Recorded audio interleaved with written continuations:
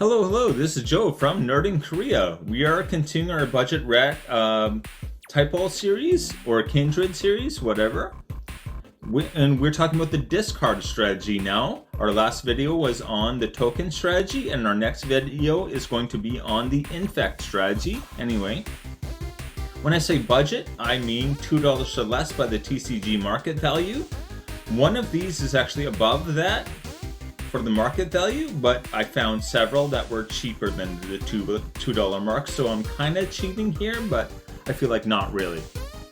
Like in reality, it is cheaper. Yeah. Okay. The main color once again is black, so we are looking at token infect and discard strategies as the main strategies for rats. Once again, I'm sure people are gonna be like, oh, but this other rat does that. Like, yep. There's a whole bunch of rats that do a whole bunch of things. I'm talking about like the main strategies they support here. Discard is a nice secondary strategy since it can really complement any other strategy. So I feel like out of all of them, this is the one where you can kind of sprinkle this into any deck and it makes it better. Forcing your opponents to discard is just always going to be good. It minimizes their options. It just you can really just have a few cards that force discard and it will have a positive impact if they come into a game, right? It forces your opponents to play much more carefully and consider their options much more. Like if they start thinking like, oh, he's going to make me discard a whole bunch of cards, their priorities are going to shift, right? If their hand's not safe, it makes a big difference. Anywho,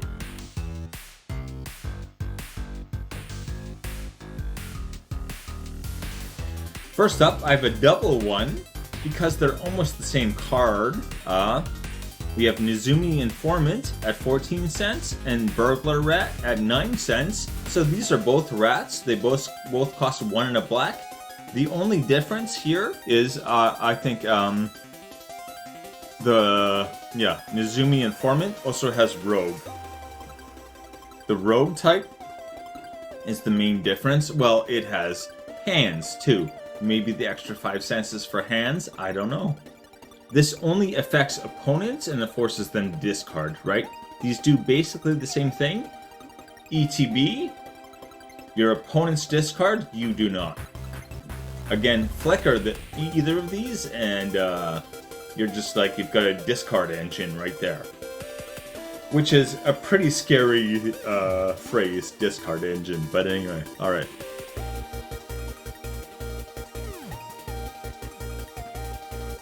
Next up is Rotting Rats. So when it comes into play, each player discards a card. Alright, including you. So this is one where you don't want to just throw this one into a deck, where pretty much all the others I think you could. This is something you combine with like Madness, or you're getting some other kind of like delve or something value out of your graveyard, right? Something where you know you're going to be able to get something back from that. Anyway, it also has Unearth for 1 and a black, which means that it comes back into the battlefield after it's killed. And then at the end of that turn, it dies again, I believe, right? Yeah. Yeah, it gains haste, and then it basically, dies right at the end of that turn. And then, yeah. I think it's out of the game. Basically, it exiles itself out after that. But what you're doing is you're forcing 2 discards for 4 mana. That's really not bad. Again, if you've planned for this, having something that allows you to discard can be very useful. If you haven't planned for it, it's very bad. So, do you have Madness cards in your deck? Do you have Delve? Do you have Dredge? Something like that, right? Is there a point? Anyway, 105 for that. Okiba Gang Shinobi. So whenever this deals combat damage to a player, that player discards 2 cards. Okay, first of all, forcing someone to discard 2 cards is very, very good.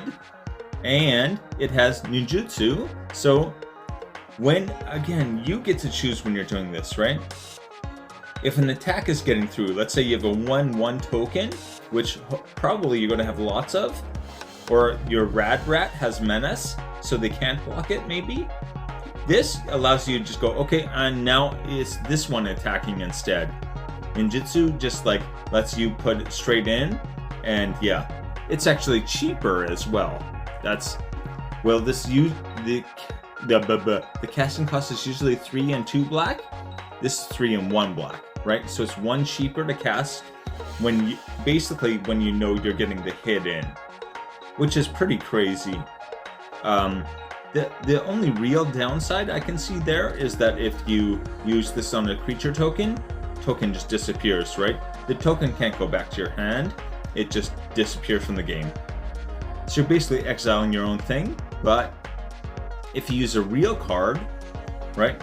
If you're getting through with an actual creature card, that does just go back to your hand, you can cast it again. So you can use that to kind of double down on ETBs, which is something that is very valuable in this, or for many of these creatures, and in general.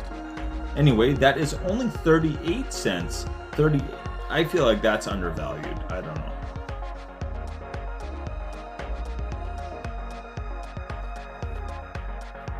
Nezumi Short Fang. So a target opponent discards a card. Then if there are no cards in hand, flip it, right?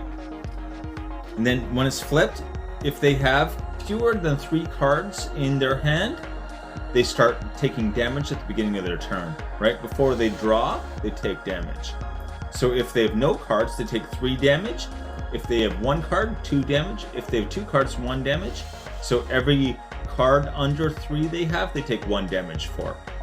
Which is kind of a difficult thing to explain, I feel, but yeah, it's also not that tricky when you start doing it. Anyway, this is the one where it's technically overvalued. It's $2.56, but you can find many of them for under $2. Okay, so kind of cheating my rule here, but I feel like not really. Anyway, that is, yeah, this is a great card, and you want to get some like extra value out of the forcing discard. That's already very powerful, but like getting the damage as well, really, yeah. 3 damage per turn may not sound like a lot, but it adds up very, very fast, right? That's basically, like if you can get them to discard the whole hand, that's a lightning bolt every turn. You're just doing because you took away all their options. Like real Salt on Moon stuff. And our number 1 here is Stronghold Rats. It's number 1 for only one reason, okay? So I'll actually start on the second part. Whenever Stronghold Rats deals combat damage to a player, each player discards a card. Once again, this is forcing you to discard as well. Each player, right? Includes you and everyone else at the table. So that's a downside, potentially. Again, plan for it. Dredge, Delve, Madness. You can get value out of this easily enough. The main number 1 reason I like this card, it has Shadow, right? So it's a 2/1 for 2 and a black, and it has Shadow. Shadow means it can only be blocked by other things with Shadow. It's so much better than flying. It's like, I think this is really like top tier evasion. I think I've seen someone else play Shadow 1 time ever in my life. So yeah, this is going to be extra sneaky. It's going to be very, very easy for this to get through. So if you've got some kind of equipment that does some kind of bonus effect, you're probably going to, you know, be getting whatever that bonus is. Like Mask of Memories, you're going to be drawing cards and stuff like that. Alright? Anywho, yeah, 34 cents only.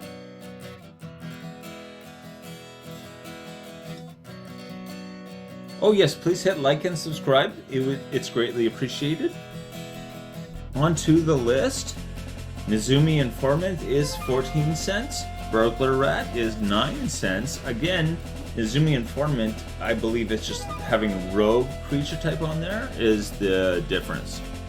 It does give a lot more usefulness, especially if you're doing like one of the new outlaw things. That's great. Okay, Rotting Rats is 105. Okiba Gang Shinobi is 38 cents. Nizumi Short Thing is 256, but actually cheaper, right? You can find it under $2 pretty easy. And Stronghold Rats is 34 whole cents. Actually the second cheapest one on the list. Or third cheapest, sorry. But anyway, alright, take it easy.